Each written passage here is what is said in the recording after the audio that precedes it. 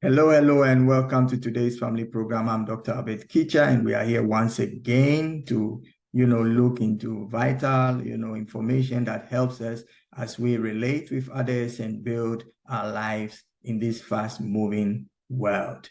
In the world, they used to say that if you keep doing what you do, you keep getting the same results. But the way this world is moving, if you keep doing what you do, you're not going to get the same results. You are going to really be left behind. And we don't want that to happen here. So please, if you have just joined, my first request is for you to also connect with another person, invite them to join and, listen and watch together with you. And also, I would ask that you like and subscribe to this channel as we look forward to many more people joining so that we can have a good audience watching and also making feedbacks.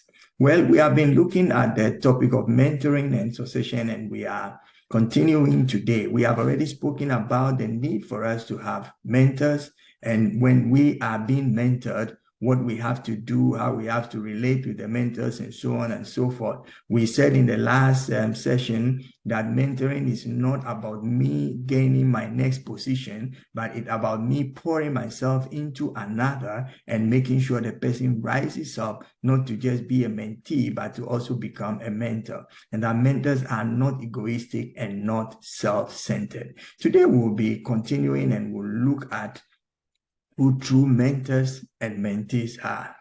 True mentors and true mentees. Because sometimes there are people who will be following you, doing everything you tell them, but then behind their minds, they have something else that they're looking for. When it comes to mentoring, we need to be very transparent. We need to be, very open and just open up like you go to the doctor and you need to tell the doctor everything about what is happening in your body. Then he will be able to, prescribe what you need to do in order for you to bounce back healthy and going strong. So both from the side of the mentor and of the mentee, transparency, openness is actually expected. So true mentors don't seek, mentees. Mentees are attracted to mentors. True mentors don't go looking for mentees, but then they are attracted to them.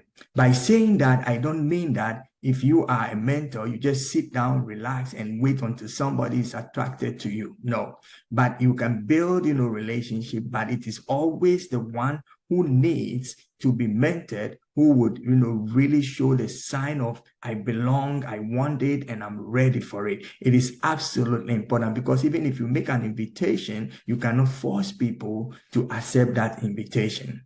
A mentor is not a right of the, mentoring is not the right of the mentor, but it is a privilege given by the mentee. Let me say that. I said mentoring is not a right of the mentor, but it is a privilege that is given by the mentee. And by that, what I mean is mentoring cannot be enforced. Mentoring cannot, be demanded. Mentoring cannot be like a slave and a master relationship. Mentoring cannot be a manipulative act. Mentoring should be a relational act. It should be, I request, you respond, I give, and so on and so forth. So if we really want to be true mentors, if we really want to be true mentees, then we have to follow the principle of, true mentoring and true mentorship. It is very, very important. And what are some of the obligations? What is required of the mentor? The requirement of a mentor is to transfer what they have into another. That is the next generation. So it is an obligation of the mentor to transfer or deposit what he has into the next generation. Mentoring is successful when the mentor successfully delivers to the mentee and the mentee rises up to the task and fulfills it. So the fact that you have given information, knowledge, trained, worked with giving some kind of apprenticeship, does not mean that the work is done. The work is done when that which you have given has been received, used, and success is achieved, or maybe not success, but then it has produced a kind of result. Usually, true mentoring would produce successful results. So when it comes to mentoring, there's an obligation from the mentor to impart to the next generation what he has on the inside of him. So mentors are always pouring into the next generation, and mentors are always looking for vessels that are having capacity to receive. Mentors don't force, they are not hungry to give what they have, but when they see the one who needs it and the person is ready for that impartation, then they open up and give everything. It is always easier to ask someone who has done something or has something to share with you, and they will gladly do so. But most times when you find people who don't have what you request for, they would find it difficult to say, here you are with it. For instance, you holding a pen and somebody asks, can I have a pen? Oh yeah, I got one right here, get it. But if you don't, then you say, okay, hold on a second. I don't have one, but since you need it, urgently, maybe I'll provide some money so you can get one. So when it comes to mentoring, we have to understand that there is that obligation from the mentor to impart the knowledge, to empty himself or herself into the next generation. Why is that necessary? Because we build on what we receive, we modify what has been there, and we develop from where we were. So it does not matter where you are right now. What matters is what you want to happen to your life. If you're looking for development, you need to get a mentor. If you're looking for success, you need to get a mentor. If you're looking for relevance, you need to get a mentor. If you are looking for nothing, then you can just sit and wait and watch your life collapse.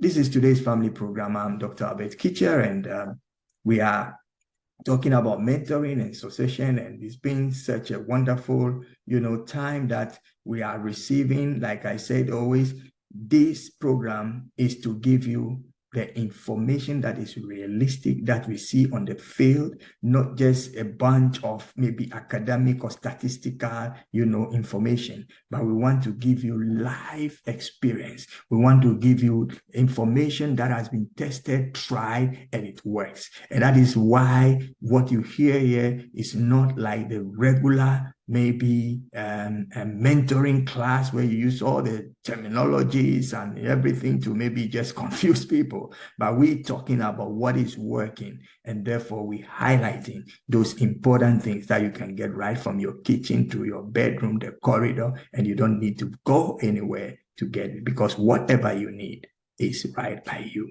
If you have just joined us, this is today's family program, and we are talking on mentoring and succession. We've done previous sessions, and our programs are usually built one on the other. So I will encourage you to go listen to the previous, recordings, and then you can really follow through, because this topic is really, really important. And as you know, this is going to be the last time that we're talking about this, at least for now, because we have a new topic that is upcoming. And therefore, I would advise that you listen to this, because the next topic is going to be a top-up on this.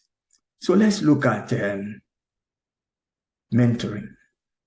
Mentoring is never given to one generation. It's never given to one generation. So if you think you'll be the only mentor and that's it, no. Mentoring that serves only each generation is destined to fail.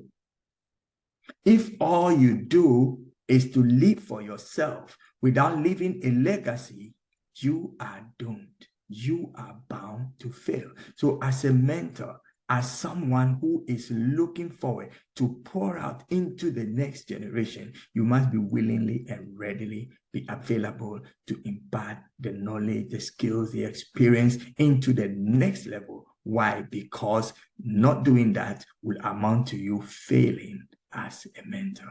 Mentors don't look only to themselves. The rivers of mentors don't flow into themselves. It flows from them into the generations that are coming. Life is made up of succeeding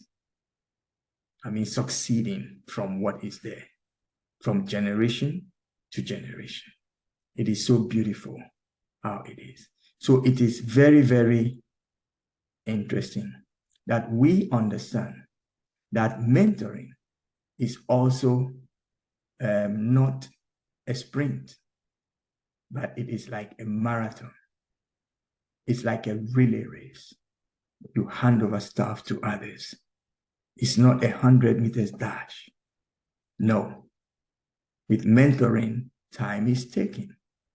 Most of the times you see mentors ending up even living and sharing almost everything in life with the people they're mentoring, because they are bringing them up in order for them to succeed, not only in one area, but in all areas and aspects of where their strengths lie, for them to be relevant whilst they are on this planet called Earth.